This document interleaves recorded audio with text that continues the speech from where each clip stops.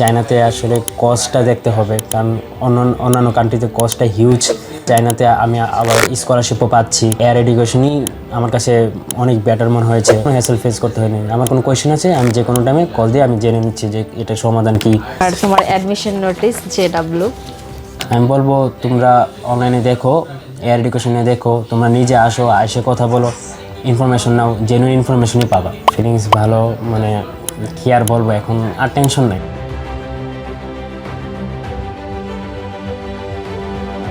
আসসালামু আলাইকুম everyone, it's me Shrabanti from Air Education. আজকে আবারও চলে এসেছে একটা ভিসা সাকসেস স্টোরি নিয়ে। আমার সাথে রয়েছেন মোহাম্মদ শাহাবির রহমান। সে চায়নার টপ র্যাঙ্কিং ইউনিভার্সিটি নোয়াতে তার আজকে ভিসা নিতে এসেছে। তার অ্যাডমিশন অল ওভার সব কিছু কমপ্লিট।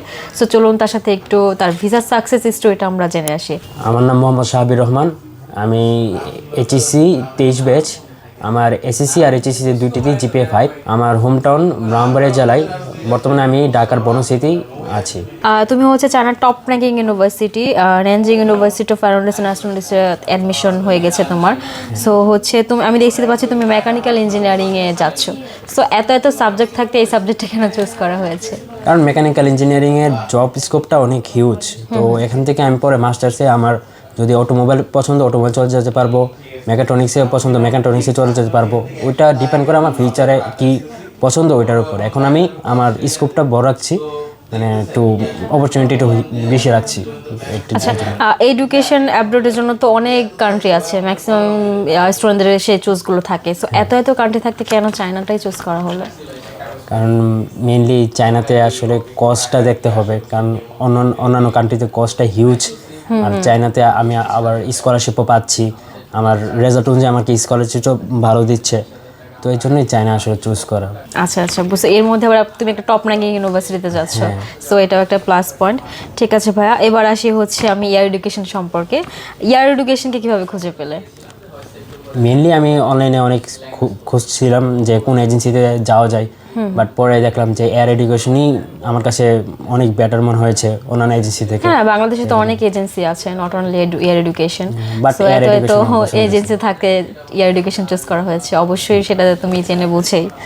আচ্ছা, এয়ার এডুকেশন তোমাকে শুরু থেকে শেষ পর্যন্ত, মানে অল ওভার সার্ভিসে তুমি কতটুকু স্যাটিসফাইড, বা তোমার কোনো হ্যাসেল ফেস করতে হয়েছে কিনা? না, কোনো হ্যাসেল ফেস করতে হয়নি। আমার কোনো কোয়েশ্চেন আছে, আমি যে কোনো টাইমে কল দিয়ে আমি জেনে নিচ্ছি যে এটার সমাধান কি, না কি হয় নাই, কি ডকুমেন্টস লাগবে, অনেক কিছুই। ডকুমেন্টস নিয়ে কোনো হ্যাসেল ফেস করতে হয়েছে? না, যে কোনো আমাদের কোনো ঘাটতি আছে যে আমাদের এটা ইমপ্রুভ করা প্রয়োজন, তোমার এরকম কোনো রিকোয়ারমেন্টস আছে?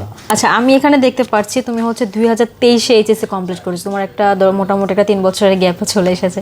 সো এই ইয়ার গ্যাপ নিয়ে তোমার খুব দ্রুত প্রসেসিংটা হয়ে গেছে। তুমি অ্যাপ্লাই করেছো কতদিনের মধ্যে সব কিছু কমপ্লিট হয়ে গেছে?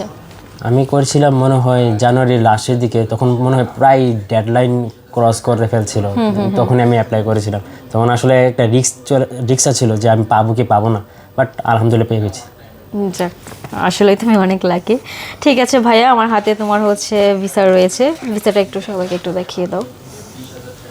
আর তোমার অ্যাডমিশন নোটিস JW। আচ্ছা, অল ওভার আজকে সব কিছু কমপ্লিট, হাতে ভিসা পেয়ে গেলে। সো ফিলিংস কেমন? ফিলিংস ভালো, মানে কি আর বলবো, এখন আর টেনশন নাই। এখন টেনশন হচ্ছে মানে কমফোর্ট জোন থেকে বের হয়ে একটা নতুন দেশে যাচ্ছি, এটি একমাত্র টেনশন। আর কাউকে মানে পরিবারের লোকজনকে ছেড়ে চলে যাচ্ছি, এটাই। আচ্ছা, পরবর্তী ইনটেকের জন্য যারা অ্যাপ্লাই করতে চাচ্ছে, চায়না চুজ করেছে, তাদের সম্পর্কে তুমি কি রিকমেন্ড করবে? আমি বলবো তোমরা অনলাইনে দেখো, এয়ার এডুকেশনে দেখো, তোমরা নিজে আসো, এসে কথা বলো, ইনফরমেশন নাও, জেনুইন ইনফরমেশনই পাবা। থ্যাংক ইউ ভাইয়া, থ্যাংক ইউ সো মাচ। তোমার জন্য এগেন কনগ্রেচুলেশন, তোমার ড্রিমগুলো পূরণ হোক, শুভকামনা রইল। ঠিক আছে এভরিওয়ান, আজকে এখানে শেষ করতে যাচ্ছি। পরবর্তী ইনটেকের জন্য যারা অ্যাপ্লাই করতে চাচ্ছেন তারা সরাসরি আমাদের ঢাকা হেড অফিস বা চিটাগাং বা রাজশাহীতে চলে আসতে পারেন, বা আমাদের নিচে দেওয়া নাম্বারে ভিজিট করতে পারেন বা কল করতে পারেন। ধন্যবাদ।